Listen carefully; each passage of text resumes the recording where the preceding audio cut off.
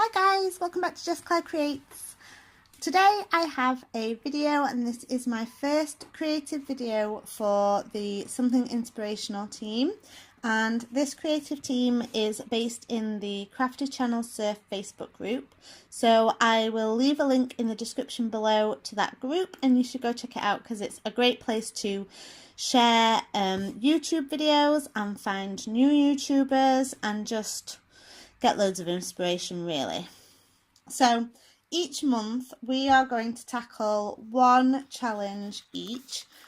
We might be doing more, but definitely one each, and each one of us will be doing a different topic. So for this month my topic is something big. So I decided that I was going to create a large shaker pocket behind my 12 by 12 layout. So what I've done is I've taken some A5 sheets of vellum and I've drawn a half heart onto one side of it. Then I use that just to trace onto my 12 by 12 white cardstock, and I used my craft knife to just cut out half of it, because what I've then done is folded back the inside part that I cut so that it creates this one heart shape. So I've created my shaker pocket using sequins from Lucy's cards, which I'll link in the description box below. And then off camera, what I did was I punched all the holes around the outside of that side of the heart, and I did my hand stitching just using some pink thread.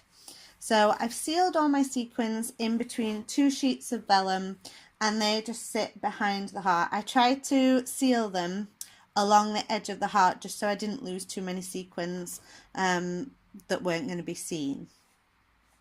So I've just used some Heidi Swap Gold Colour Shine to the top and the bottom corners just to add some splatter. I am going to add some of the sequins there as well. I'm using this photo of my son playing in his sandpit, and I decided to make it black and white because I knew that this was going to be quite a busy layout. I thought the black and white worked really well, and then it didn't really matter what colours I used. I'm using a lot of pieces from the Cocoa Vanilla Studio Wild at Heart collection, some chipboard and some die cuts, just because I've had this collection for quite a while and I just seem to be hoarding everything. So I wanted to get some of that down, and it just looks so good with the sequins and the black and white photo, and so I wanted to bring in a little bit more black. So I've used one of these thicker word stickers that says sweet, and I'm building my cluster around the bottom of this photo, and I've got a few other embellishments scattered around the page, but mostly everything's going to be clustered around the bottom of here. So I'm using some handmade embellishments. These are ones that I created based on some that Inky Quill did on her Patreon, and there are tags and hearts. I think there are some circles as well, but I think I just mostly use the hearts. So I'm adding a tag to this corner just where the heart meets the bottom, and I'm just adding some hearts along. The doily is stuck down to either the back of the photo or the back of the heart piece, so it's kind of raised. So I wanted some dimension, so I've added some of them on top of that so they're also raised, and then some of the bits, one of those chipboard pieces just underneath it, just to add some different levels of embellishments there. And I have a look to see if there's anything I can put on the side of here, but I've used a few pieces that sum up the words, so I didn't really need much more with words on. So I'm using some of the Wild at Heart enamel dots, and I think one or two from other Cocoa Vanilla Studio collections as well, because these are the ones with glitter in them.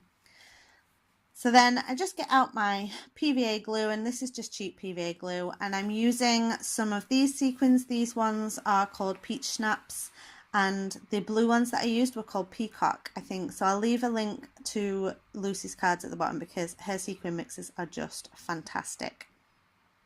So then just to keep it all together and to add in a bit more black that links with that word and the black and white photo, I've just done a doodly border around the edge and some little details on there, and then I'm just going to use this same pen to do my journaling. So I'm just keeping that in that bottom corner, and I'm just talking about how much my son loves his sandpit. So I'm really pleased with how this layout came out. This is the second time I've done some hand stitching, so it went really well. So I hope you enjoyed my attempt at something big. Do make sure to join us in the Crafty Channel Surf Facebook group and join in with any of the challenges that we're doing this month. I'll leave a link in the description box to everybody else's videos.